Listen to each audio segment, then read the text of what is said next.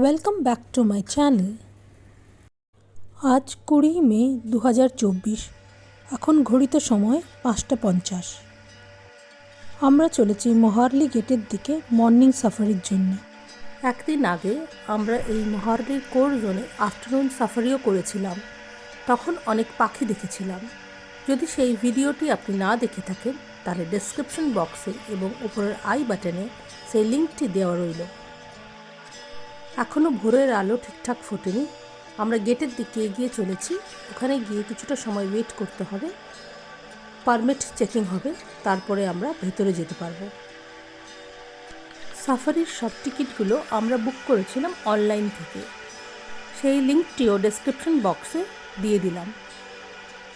আগে এই মহার্লি গেট থেকে ক্যান্টার চলতো, এখানেই টিকিট পাওয়া যেত, কিন্তু কারেন্টলি সেটা বন্ধ। এখন অফলাইন টিকিট আপনাকে চন্দ্রপুর থেকে কালেক্ট করতে হবে।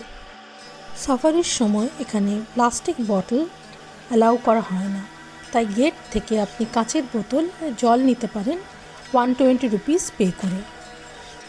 এখানে সাফারির টাইমে আরেকটা জিনিস অ্যালাউড নয়, সেটা হচ্ছে মোবাইল ফটোগ্রাফি। আইদার আপনার নিজের ক্যামেরা আনতে হবে, নাহলে এই গেটের পাশে দোকান বসে যেখান থেকে আপনি ক্যামেরা রেন্টে নিতে পারেন। মোবাইলগুলো সাফারির টাইমে জমা দিয়ে দিতে হয় ড্রাইভার দাদাকে। সাফারি কমপ্লিট হলে আপনি মোবাইল রিটার্ন পাবেন।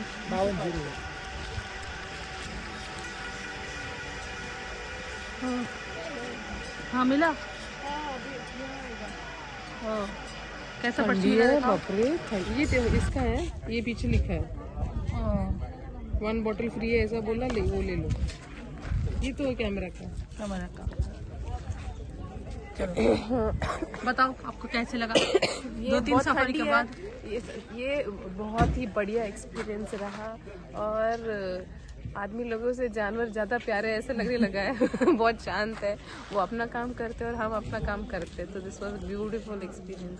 आप कहाँ से आए हो? Introduce yourself. मैं पुणे से आई हूँ, सरकार नगर से, और सोलो आई हूँ, किसी के साथ नहीं हूँ, तो ज़्यादा अच्छा लग रहा है। Thank you. আগে এখানে বড় ক্যান্টার গাড়ি চলতো, সেটা রিপ্লেস করে এখন 9 সিটার জিপ চলছে এই মহার্লি কোর জোনে। এই জিপের টিকিট আপনাকে অফলাইনে চন্দ্রপুর থেকে কাটতে হবে। টিকিটের মূল্য 500 টাকা।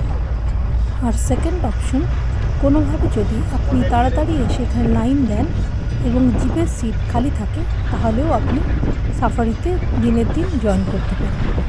9 সিটার এবং প্রায় 5টি গাড়ি আছে।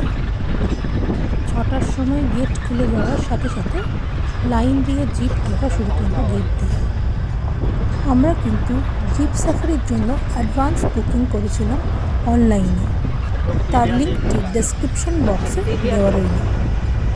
আমরা এখন তেলিয়া লেকের দিকে এগিয়ে চলেছি। ওটা সোনাম টাইগ্রিসের এরিয়া। পেছন দিকে ওই যে আরেকটি জিপও আসছে। সকালবেলা সবাই টার্গেট থাকে আর্লি মর্নিংয়ে যাতে টাইগার সাইটিং হয়। বাঘের দেখা পাইনি এখনো, কিন্তু জলের মধ্যে ঘড়িয়াল দেখতে পেলাম। जो 4 बनता ना, चारों भी सेपरेट होने के बाद में सोनम इस तरफ में 2011 में डॉक्यूमेंट बनी।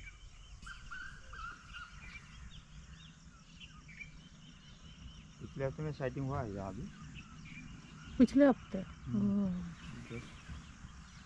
बीच में मंगल बंद रहता ना।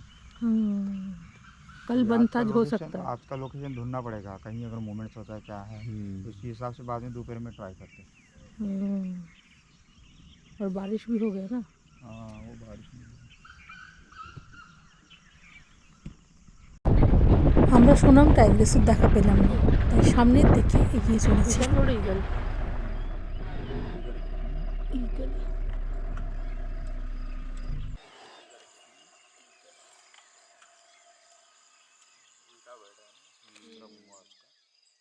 आगे जाएंगे तो अगेंस्ट आता है।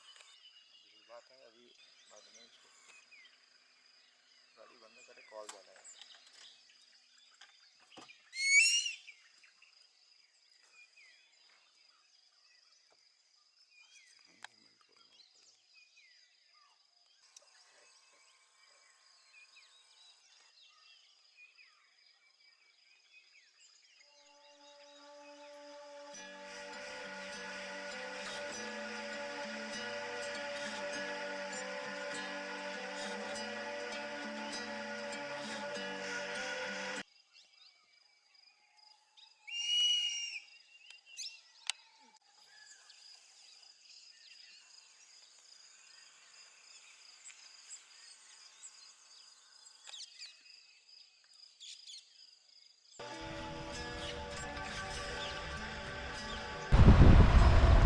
ওই যে সামনে ওয়াইল্ড ডগ দেখতে পাওয়া যাচ্ছে।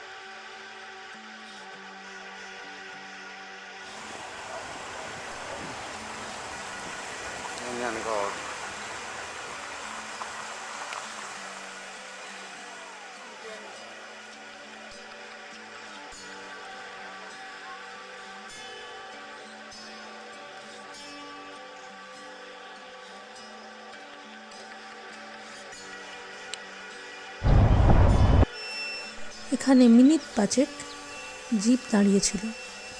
দেখুন আমরা কাদের দেখা পেলাম।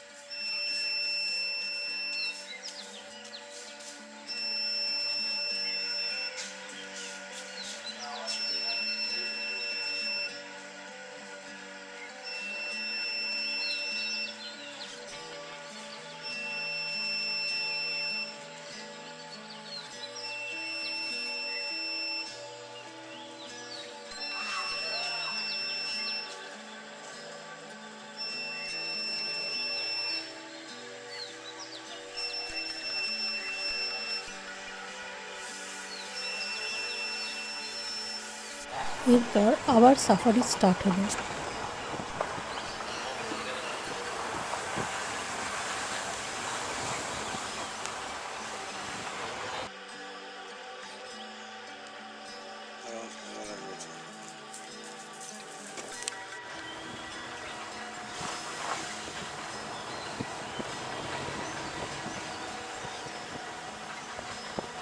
এতক্ষণে সূর্যি মামা গাছের ফাঁক দিয়ে উঁকি মারছে।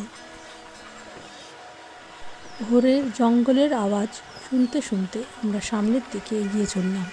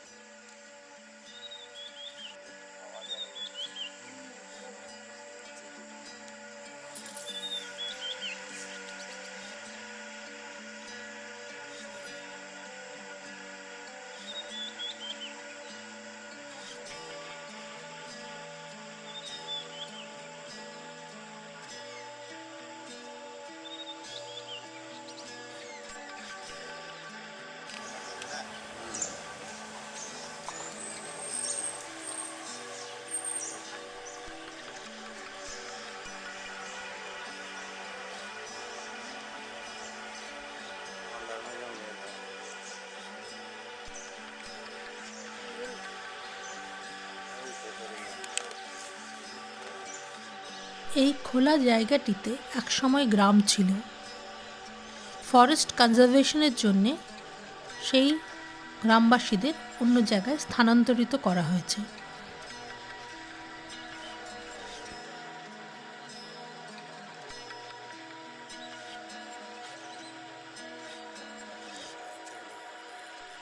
ওই গাছটিতে ভর্তি মৌচাক দেখতে পাওয়া যাচ্ছে।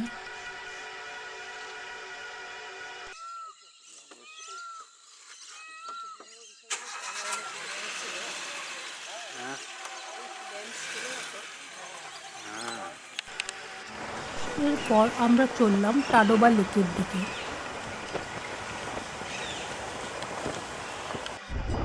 এটাই টাডোবা লেক। একটু এগিয়ে গেলেই টাডোবা লেকের পাড়ে তারু টেম্পল। তারু মন্দিরটি মূলত স্থানীয় উপজাতি সম্প্রদায়ের কাছে খুব গুরুত্বপূর্ণ। তারু মন্দিরের নামকরণ হয়েছে একজন বীর যোদ্ধা তারুর নামে। কিংবদন্তি অনুসারে তারু ছিলেন এই অঞ্চলের একজন স্থানীয় প্রধান, যিনি নিজের গ্রামকে বাঘ এবং অন্যান্য হিংস্র প্রাণীর আক্রমণ থেকে রক্ষা করতে প্রাণ দিয়েছিলেন। তার আত্মত্যাগের প্রতি শ্রদ্ধা জানিয়ে মন্দিরটি নির্মাণ করা হয়েছে। এটি একটি আধ্যাত্মিক স্থান এবং স্থানীয় মানুষের কাছে তারু একজন দেবতার মতো পূজিত হন।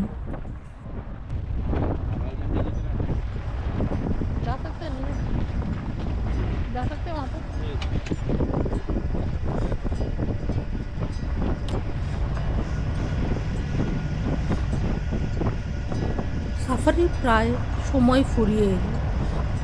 ওই যে দূরে সবুজ রঙের বিল্ডিংটি দেখতে পাচ্ছি, ওইখানে আমরা যাব। একটু 5-10 মিনিট দাঁড়িয়ে আবার গেটের দিকে রওনা দেব।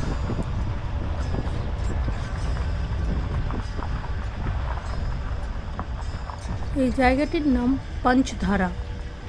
আগে লেফট সাইডে কটেজ ছিল, যেখানে থাকার ব্যবস্থা ছিল, কিন্তু এখন ওটা ক্লোজড।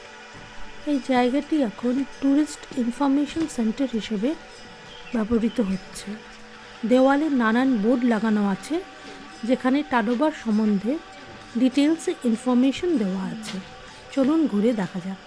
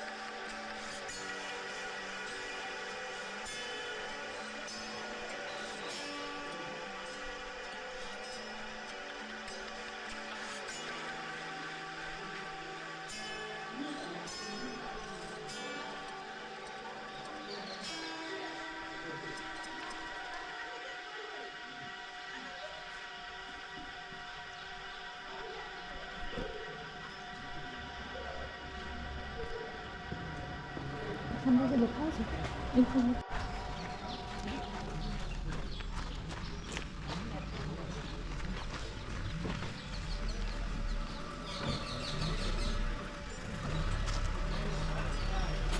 কিছু কিছু রিসর্টে এই ধরনের জিপ আছে, যারা সাফারিতে নিয়ে আসে তাদের গেস্টদের।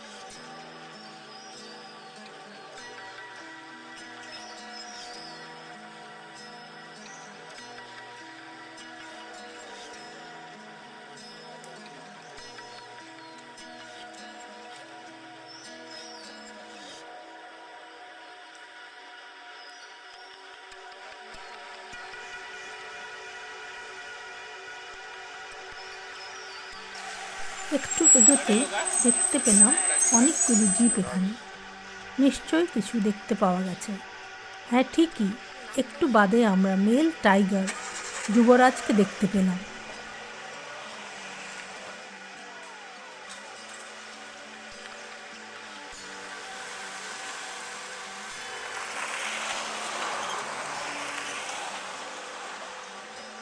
আলটিমেটলি বাঘটির দেখা মিলল।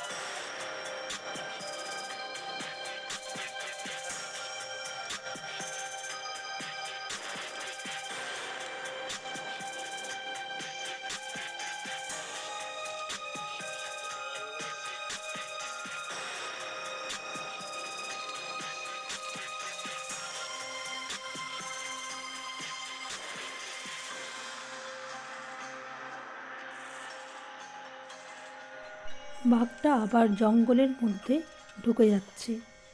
আমরা তাড়াতাড়ি উল্টো দিকে গিয়ে আবার ওয়েট করা শুরু করলাম, ওইখানে যদি আবার সাইটিং হয়। একটা ওয়াটার পন্ড আছে, যদি সামহাও ওখানে আসে আমরা সবাই দেখতে পাবো।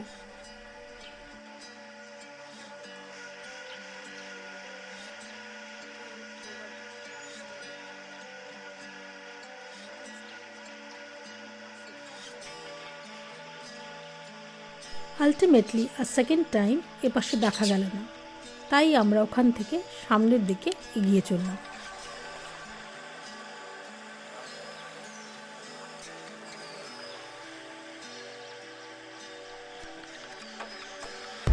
এখন ঘড়িতে 9:50 বাজে। সাফারি এন্ড হওয়ার টাইম হয়ে গেছে, তাই আমরা গেটের কাছে চলে এসেছি।